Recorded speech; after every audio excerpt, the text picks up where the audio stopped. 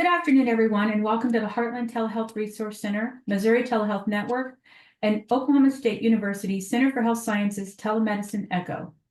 My name is Molly Brown, and I am the director of the Heartland Telehealth Resource Center, and I have the privilege of moderating today's session. I would like to introduce the hub team members, and we'll call on each member. Let's start with Rachel Mutro. Hi, everyone. Rachel Mutro here from the Missouri Telehealth Network and the Show Me Echo program from the University of Missouri School of Medicine in Columbia. I'm happy to be here. I'll turn it over to Dan. Good afternoon. I'm Dan Lunn. I'm a project manager with Missouri Telehealth Network. Haley. Good afternoon. My name is Haley Bell. I'm the program coordinator here with the HTRC and excited for their presentation today. Thank you all. I will refrain from having participants introduce themselves today to leave time for discussion following the session. A couple of announcements to get us started. These sessions are being recorded and all materials will be shared following each echo. Please keep your microphone on mute until you're ready to speak. Use the chat box for any questions during the session. We will document those that are not able to, we are not able to get to, and we will include them in our follow-up email if we don't get a chance to answer them during our time today.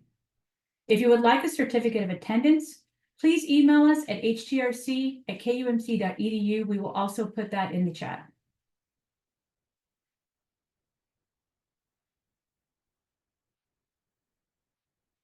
The goal of this ECHO series is to facilitate collaborative learning and knowledge exchange among healthcare professionals to optimize telehealth delivery and improve patient outcomes. Our focus is to share practical learning and helpful tools along with building networks to share information.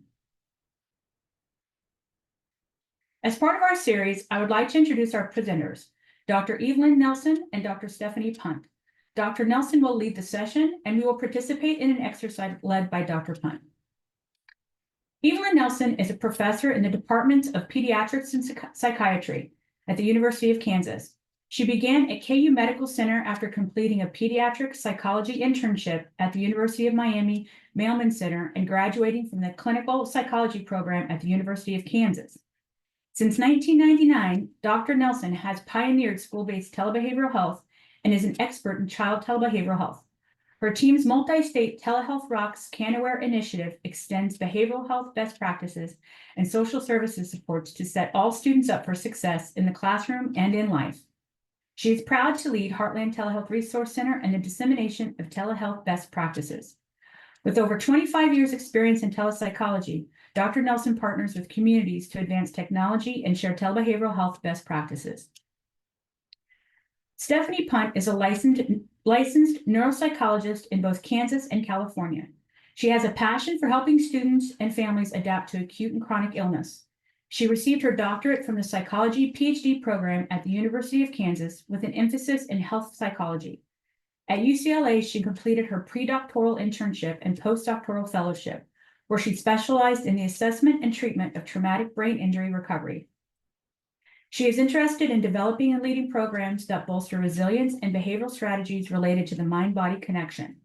She is also passionate about improving access to telemedicine and social determinants of health for school-age children and their families across the region, and is the recipient of the National Academy of Neuropsychology's Early Career Diversity Award recognizing this work. Dr. Punt has also completed additional clinical training through the Leadership Education in Neurodevelopmental and Related Disabilities LIND program. She also has over 30 publications on a breadth of health psychology topics. We welcome them both for today's session, and now I will turn it over to Dr. Nelson. Thanks, Molly. It's great to see so many returning faces as well as new faces joining us today. I can see from folks on screen, it's folks that I know have a lot of knowledge and expertise in this topic.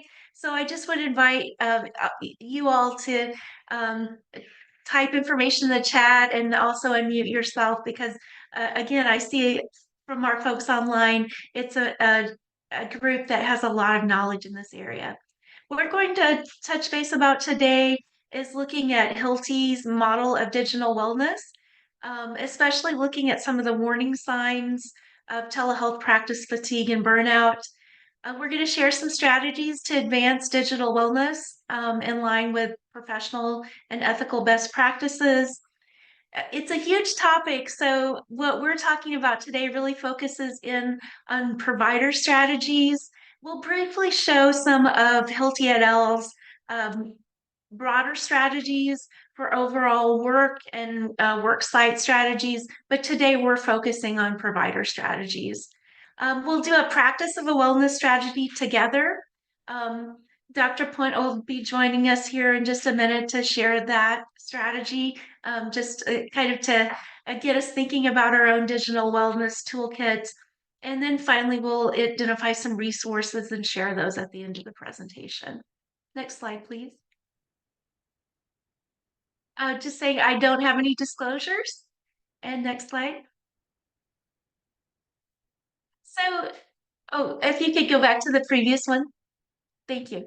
So I'll just say there's lots and lots of terms for what we're talking about today. We chose the term digital wellness.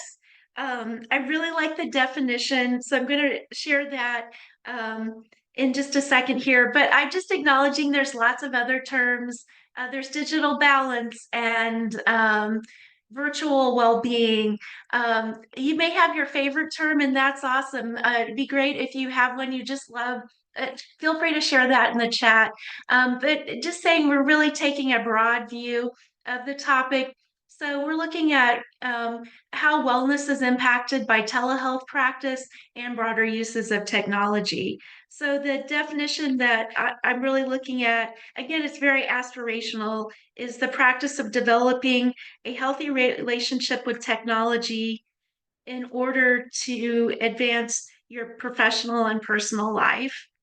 And really thinking about how technology figures in to helping me and everyone advance values, goals, and aspirations. So I think that just kind of gives a picture of how broad the topic is. I think about myself today, and I'd ask you to think about your own interactions with technology. Already this morning, I've been on my phone for almost 3 hours. I've answered a lot of emails. I've already been in a lot of virtual meetings. I haven't seen any patients today via telehealth, but it sure could have figured in. I've met with trainees. So just say we're all kind of on roller skates with all the digital uses that we're doing each and every day. On the good side, I was able to order my coffee online. So taking advantage of some of the good of technology, and at the same time, my printer jammed. So also some of the frustrations of technology. So I think, again, just kind of think in your own mind how your day's already been impacted by telehealth. I'm sorry, by technology in general. Next slide, please. So a little more specifically on the telehealth side, this slide is really speaking to a little bit of the need and why we're especially thinking about this telehealth and digital wellness topic for folks who are providing telehealth, both our providers and our support personnel. Really looking at the context, telehealth has remained higher than pre-pandemic rates. So we have lots of providers and associated staff delivering telehealth. So with that increase in numbers, we also see increased need to really think carefully to make sure we're maximizing the positive and decreasing any negatives or risk around telehealth practices. As teleproviders and support personnel, we of course have the stresses that may be specific to providing telehealth. Again, many good things, but also stresses in the new setting. Part of that is the setting itself. So having and needing to think through human factors, how you set up the technologies, how you develop protocols and processes to deliver our very best care. Again, with our Heartland Health Resource Center and broader resources, we have many good approaches to that, but it is an extra thing for providers to have to navigate and have to think through, which can be a stressor. At the same time, we're serving patient populations with telehealth that have big access challenges. There's large gaps around social determinants of health needs and general health needs of those that we're serving. So there's those stresses and thinking about how we manage that as well as, deliver our very best services. And then we're also in the context of being general providers and supporters. So technology is also impacting us with navigating the electronic health record. And then I know last session with this ECHO series, we had a wonderful presentation about some of the AI and upcoming technologies, which are very exciting, but at the same time, it also opens the door to change and transitions, which can be a set of stressors in them in itself. So again, all that kind of points us to what we're talking about today. How do we make sure we're planful and we have abilities to address some of those stressors? Next slide, please. This again is speaking to a little bit of why we're talking about telehealth specific stressors. The video and electronic health record use is associated with behavioral, cognitive, emotional, and physical impacts on the provider. Again, those aren't all negative. It's just something to be mindful about. What are the pros and what are the cons, and how do we address that? There's a set of physical stresses that we think about with telehealth, with eye fatigue and those sorts of things, and those can also impact the stresses and wellness that we're experiencing. At the same time, we're seeing providers. It lists the physicians, but really across providers spend long hours and also face workforce shortages where there's gaps with our physician colleagues or behavioral health, really across health workforces. And then for me, in doing school-based telehealth, we see a lot of gaps and challenges with school workforces too. So just those kind of stresses can also impact our wellness and our ability to provide the very best telehealth. Next slide, please. We're also living in a very digitally active time with use of the smartphone. As I mentioned, I've been on the smartphone a lot myself already today, both with on and off the clock work kinds of things, with connections and social media and all those sorts of things. We see that almost 82% of Americans own a smartphone, with an average of over 5 hours a day on mobile devices. And all of that can have impacts on brain health, individual health, and community health. Next slide, please. This is just reminding that we often are talking about live telehealth with synchronous services being delivered, but the graphic on the left is really pointing out that digital wellness can impact any of the types of telehealth we're delivering, and just kind of keeping it in mind, whether it be synchronous or asynchronous. All those types of telehealth delivery can impact digital wellness. And then the graphic on the right is my bigger picture reminder that when we talk about wellness, in the very big picture, wellness impacts all of the quadruple aim and what we're aiming to deliver for our patients and communities, with improved patient experience, improved care team experience, and all of the components. Next slide. So with that kind of big picture and appreciating how we're all impacted by different digital wellness factors, Hilti did a really groundbreaking systematic review about how all that impacts our wellness. He and his team reviewed over 5,000 articles. They kind of came down to the 37 best articles that speak to these components looking at how can we be healthy on the digital wellness side, what's some risk of digital fatigue, and then at the most stuck part, what's some risk and warning signs of burnout in the digital world. Next slide, please. So with warning signs of digital fatigue, this is really the orange a light. So the yellow light where it's our warning signs, things are going okay, but we really need to think about strategies and other things we can do if we start noticing these kinds of warning signs of fatigue. They may go along with clinical care. They may go along with routine and fitness. So, having more challenges with multitasking and workload demands. They may go along with technology, and they may go along with social and professional. Next slide, please. And then this is really more speaking to those same areas, but when we've really become stuck, where it's someone, a provider who's really struggling on the digital wellness side, where there's really not that excitement and cognitive ability to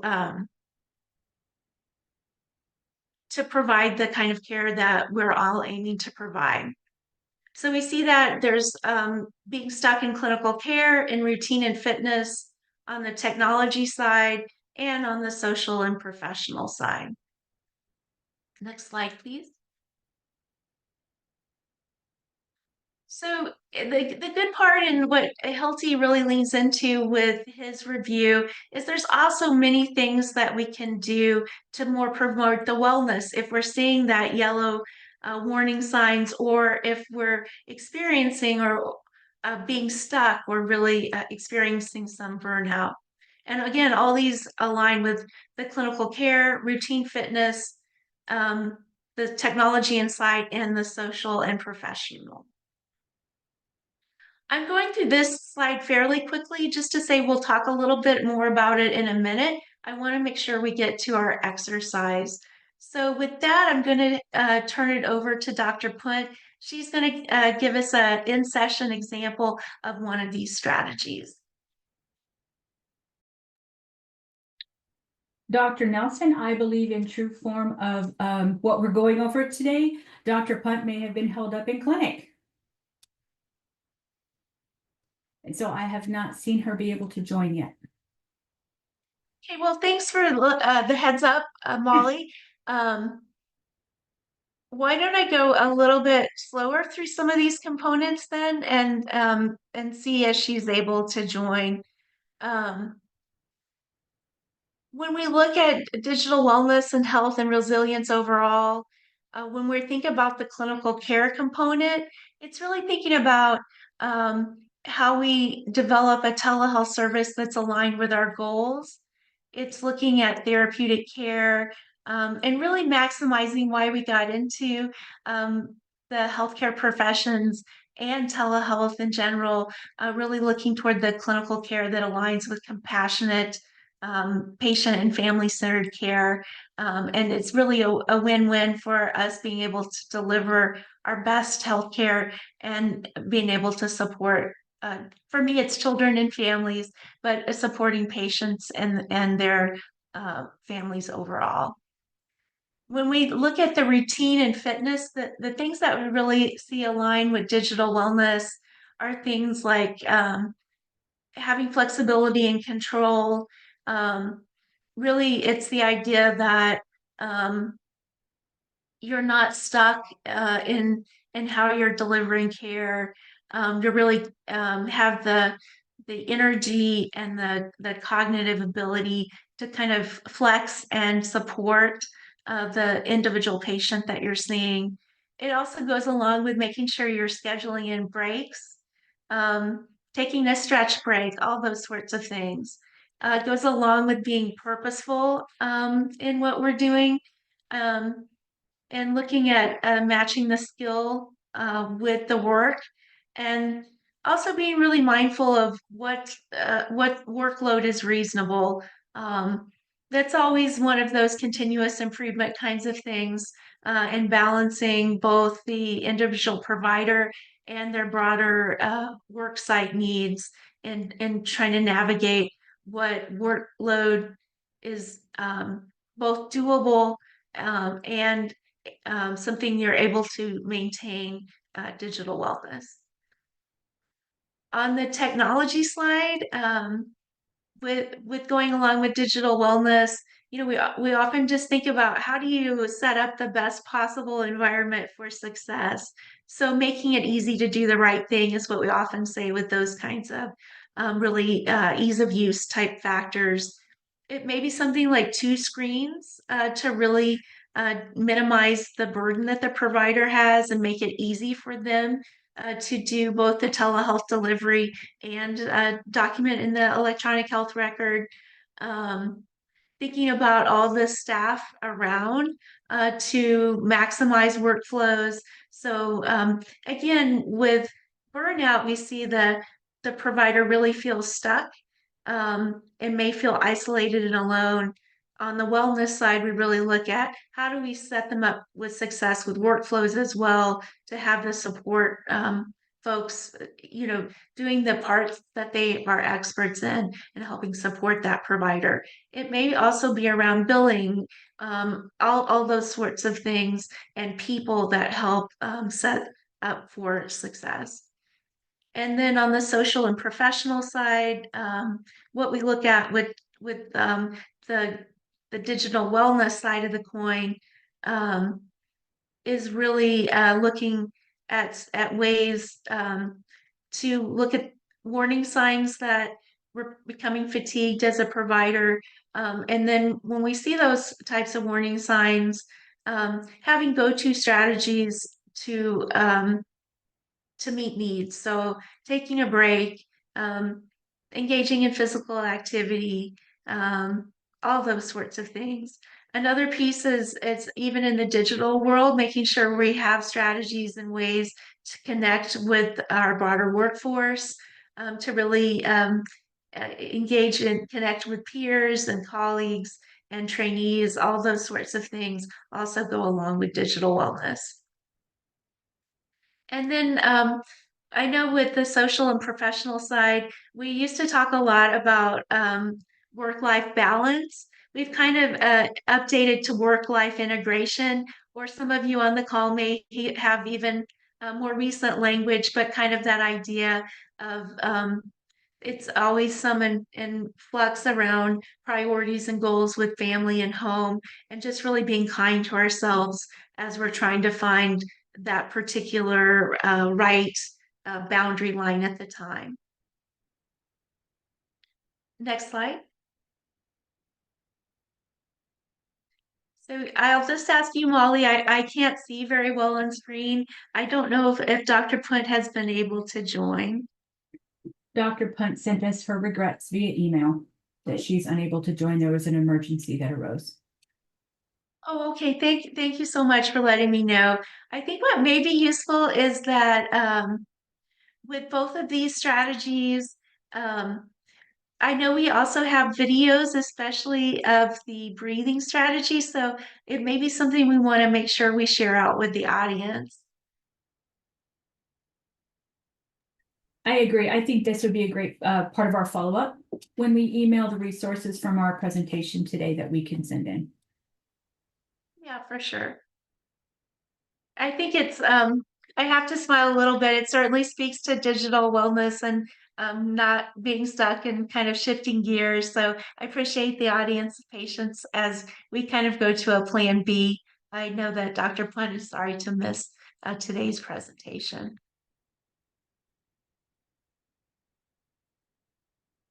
I think that it may be useful to hear from our audience. Go ahead and go to the next slide, please. It may be useful to hear from our audience, what kinds of things that you have in your digital toolbox. We were going to talk some about the box breathing, and the slow breathing that aligns with relaxed care. But I'm really curious, what others may have as their go-to strategies in their toolboxes. And you can go to the next slide, Molly. I think that's where we talk about that.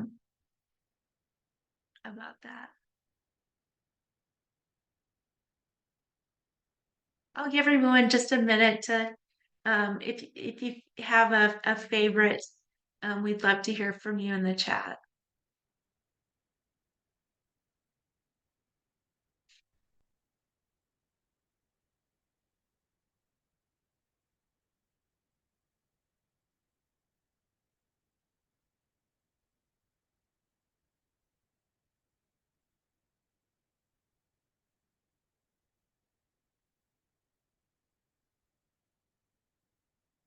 It looks like we're having some good ideas in the chat. It looks like Sage typed in having a technology free time every evening before bed. That's an awesome idea. Um, I'm reading through these quickly. So again, getting outside, taking a walk. We do hear it's the activity, but also being in nature itself is certainly aligned with wellness overall and digital wellness. Playing brain games after dinner, fantastic. Um, Gardening, both indoors and outdoors, all those are fantastic. Oh, I see. Rachel typed in yoga, so that one is wonderful. Um,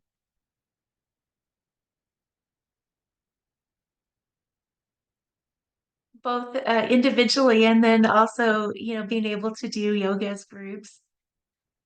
I see someone typed in, I try and read 20 minutes a day before going to bed. Another great example. I really appreciate the ones that everyone's typing in. Um, they seem really things you can integrate into most days. So it seems like that is especially useful.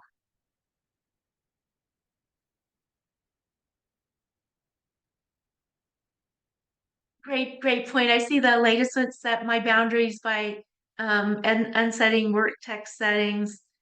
A lot of palliative care consults and care coordination usually takes place via text. That's an excellent point. So just thinking about how to set boundaries really across the different kinds of technologies.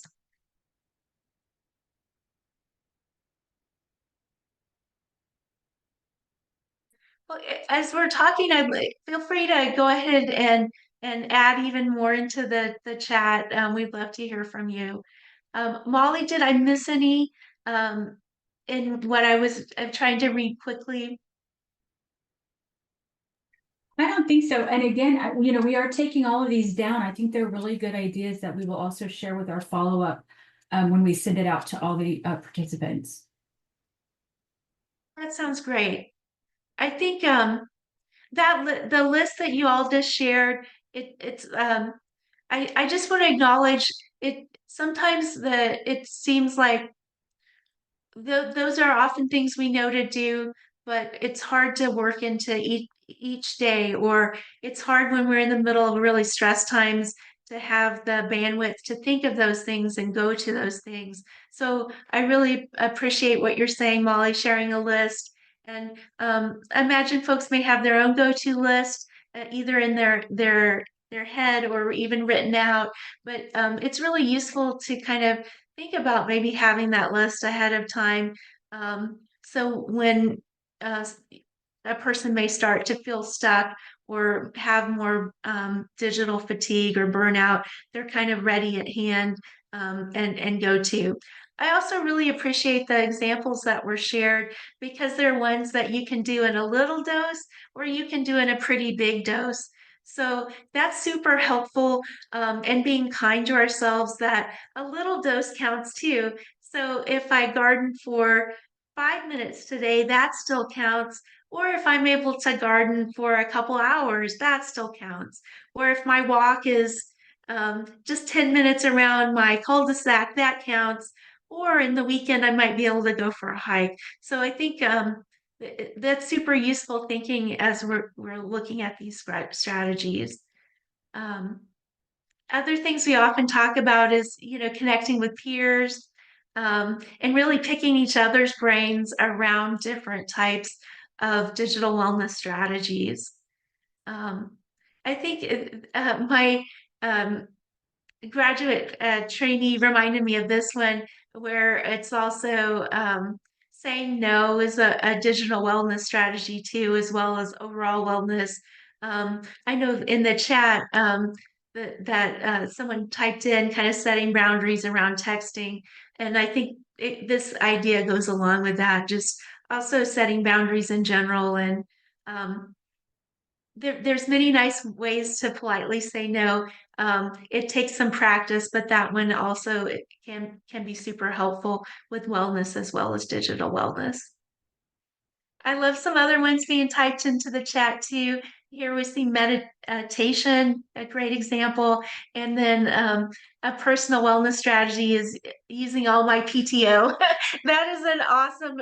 That's an awesome point. Um, if you have any ways you do that, I would love to learn from you to do a better job at that myself. I know some folks in our team, they just are so good at putting it on the calendar ahead of time.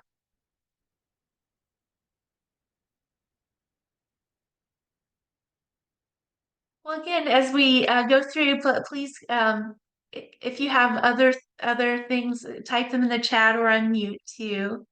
We'll go on to the next slide. This builds on the great examples y'all have already shared. This is from a related presentation where we really talk about these same kind of self-care or wellness strategies as ethical care. So the idea is that this isn't the extra, it's really the main thing too, where it's not the icing or the extras, but self-care really is as um, part of what we're doing and so important um, to being able to do our provide services or being able to accomplish our job.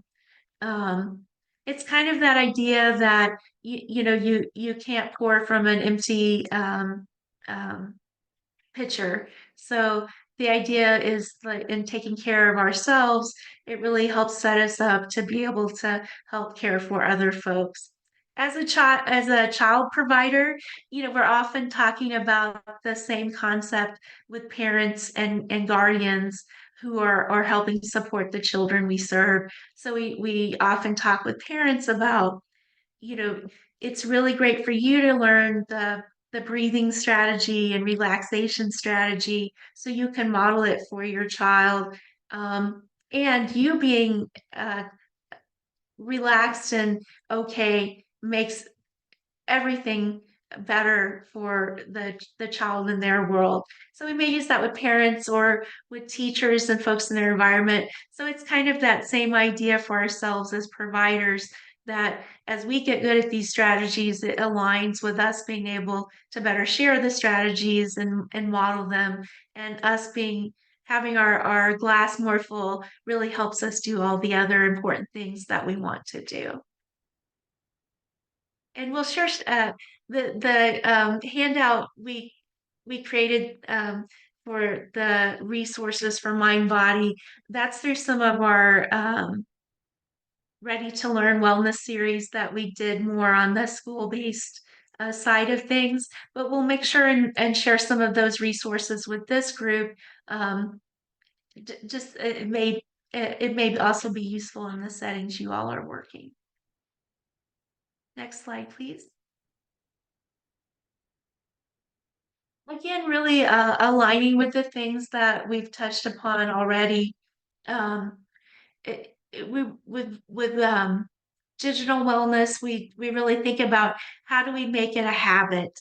And with that is kind of the idea of reflection.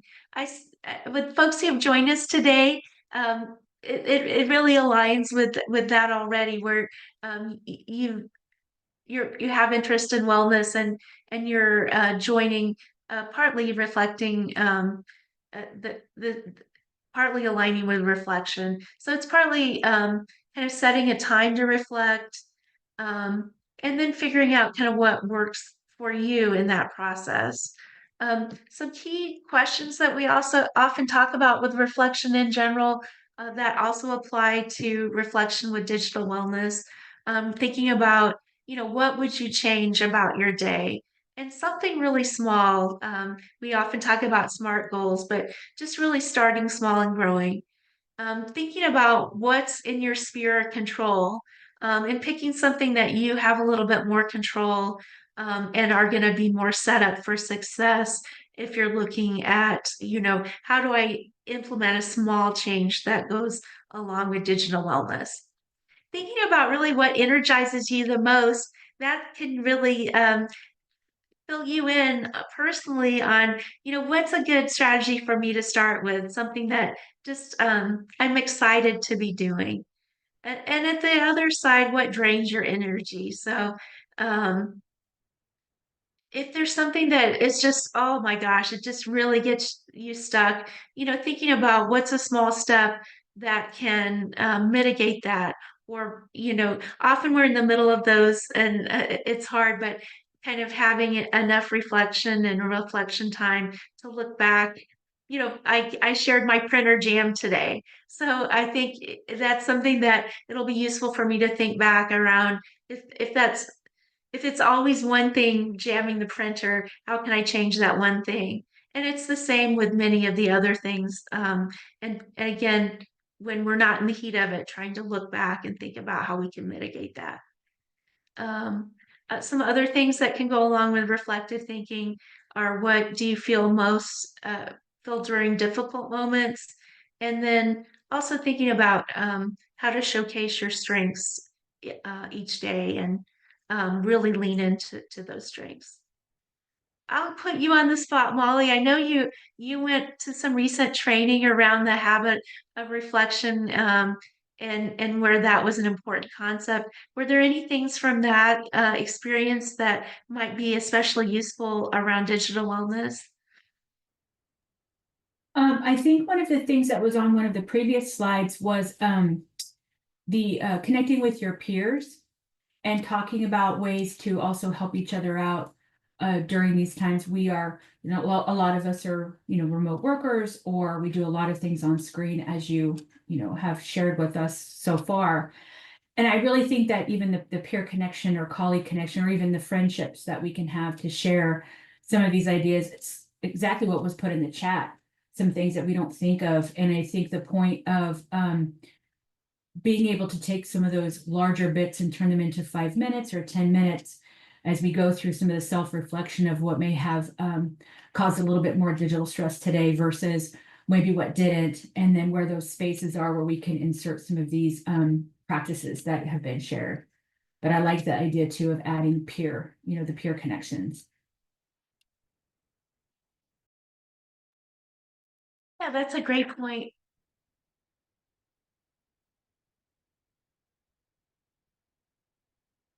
I think with this one, it's just also figuring, how do I make it routine that I'm reflecting? And I at least know for myself, and I think it's often the case, is that um, we get in a habit for a while and then we kind of fall off the habit. So just also being kind about, it's never too late to reflect or to build it in, or to start rebuilding that reflection muscle and habit.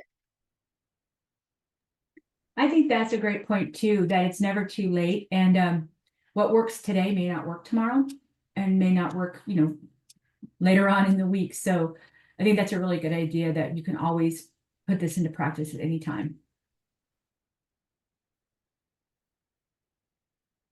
We'll go to the next slide. This is kind of, again, a little bit what we were talking about with all these digital wellness strategies. Just really trying to integrate a continuous improvement mindset, and setting small, reasonable goals for a change. I see this in our trainees sometimes, you know, the idea would be, well, it's not a small walk every day, but I'm gonna, you know, um, run for an hour a day, every day, you know, and trying to go from 0 to 60. And that is often sets you up for um, failure. So the idea is, you know, again, being kind and setting small goals around wellness as you build your digital wellness toolbox. You know, doing small tests. You know, sometimes a strategy we think we're going to love, we don't, but that's okay. But, you know, testing something out, seeing, you know, do I feel better, worse, or the same after doing that strategy? If I felt better, great, I'm gonna think about how I can maximize it. But if I really didn't, or they're just, I have the best intentions in integrating a wellness strategy, but you know, I haven't been able to do it over the 2 weeks or the month I've been trying. It, you know, also being kind that, well, I may need to shift and try something new. Next slide, please. So, the strategies we've talked about so far are really, again, kind of some of our internal and individual strategies. I just want to at least mention some of the broader ones that Dr. Hilty and his team mentioned. I'm not going to go through each one on every slide. I just really want to make sure I'm sharing with folks in the audience that the they're part of the slide set we'll send out and really kind of help get thinking about the range of different things that folks can use to promote well-being and prevent fatigue. Next slide. Thank you. So Healthy's team, again, in their systematic review, they found a number of general factors that go along with promoting well-being and preventing fatigue. Um, a lot of these general factors, they're true of telehealth, but they're really true across work settings. So it's really trying to think about how do we make sure what we're doing to create wellness in general is we keep on doing that in the telehealth setting. In general, too, Hilty's team really leaned into the idea of how do we create that um, for all of us and all the patients we're serving. So trying to think through also our best equity and including all people and thinking about having a whole menu of different options that can fit wellness needs across you know different groups of people and um, really again, so it's not just one thing, but a whole menu to set up folks for success. Next slide, please. Kelsey's group also talks a lot about human factors. Again, super important with digital wellness and wellness in general. So things around, you know, with our work in behavioral health and providing care in general, thinking about those factors that go along with therapeutic alliance, quality care, and really helping translate our best on-site services to the telehealth setting. Hilty talks a lot about competencies for video, social media, mobile health, and asynchronous technology. So it's kind of the idea of how do we provide the best training, again, so people feel comfortable and confident and that going along with wellness. I think we've touched base about several of the other human factors, so we'll go to the next slide. These are just a few other human factors components. Some of Hilty's work really came out of seeing workflows and schedules during the COVID-19 pandemic and really seeing challenges when people weren't taking breaks throughout a day and really taking a step back in the post-pandemic time here to think about how do we make sure we're doing the same good workflow and human factors in the telehealth setting. Next slide, please. Hilti's team also talked about ease of workflow.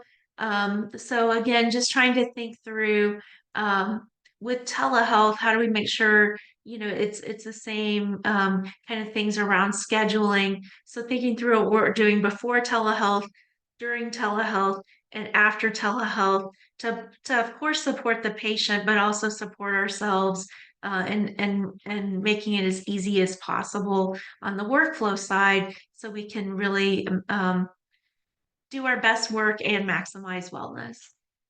Next slide, please. And then Hilti's team also talks more around site and workplace factors. So these are more things kind of at the organizational level. So kind of institutionalizing some of the good workflow and human factors things that we described. And again, a lot of the site and workplace factors, they also align with general site and place things and making sure telehealth is included in those good practices. I'll point out one thing. It's one of the lower bullets. Hilti's team also talks about joy in practice work framework. So I think that's a really cool way of framing telehealth practice in general. And it kind of encompasses the things we've talked about, but I think that language kind of sets things on the positive side. We of course want to prevent a burnout, but also kind of looking toward that joy in practice, I think is a really nice way to frame that. Next slide, please.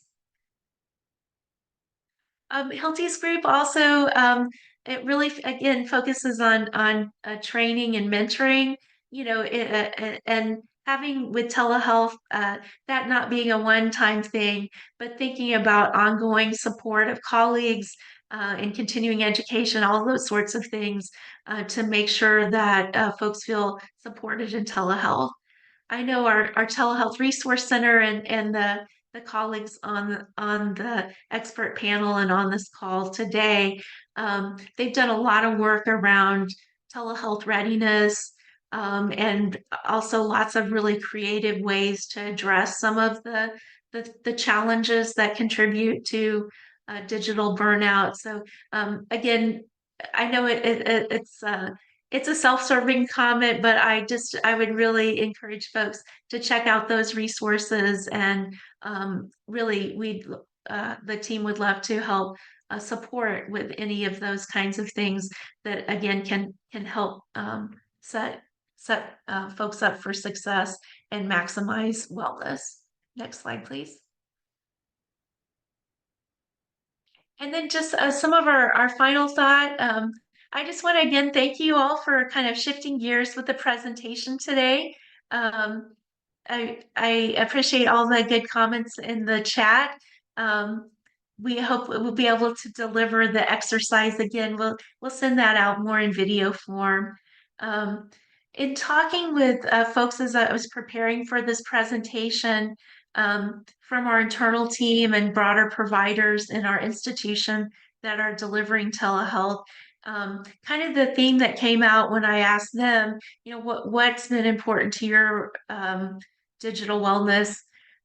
Again, they often would go to, well, it's part of my overall wellness, but really this idea of what I can control and not control.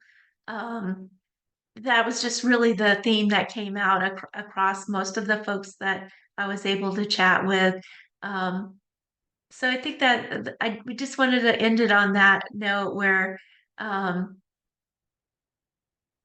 of just acknowledging that it's the digital part. There's lots of moving parts and pieces. So again, thinking about what you can control and not control kind of helps again set folks up for success and focusing in on some of the pieces that they can change and have control. I'd open up to my colleagues on the panel. I know that they have their own strategies that they utilize for digital wellness. And again, really hearing from the audience, I know that I've forgotten things. It's just such a big topic, and I'd love to learn what you all are doing or if you have other guidance about digital wellness.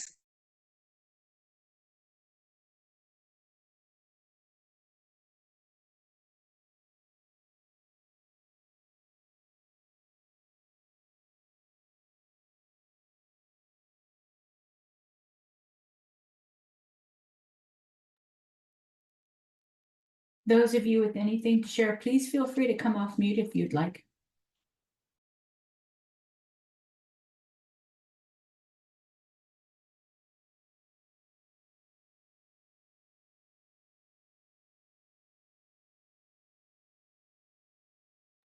I will comment. I do think that this is a very nice way for us to wrap up our session today, Evelyn, with exactly what you were talking about, how we pivoted today with there's just some things that we can't control. And so we do the best we can and provide the best information we can. So I do appreciate this final thought. I think it's very appropriate and relevant.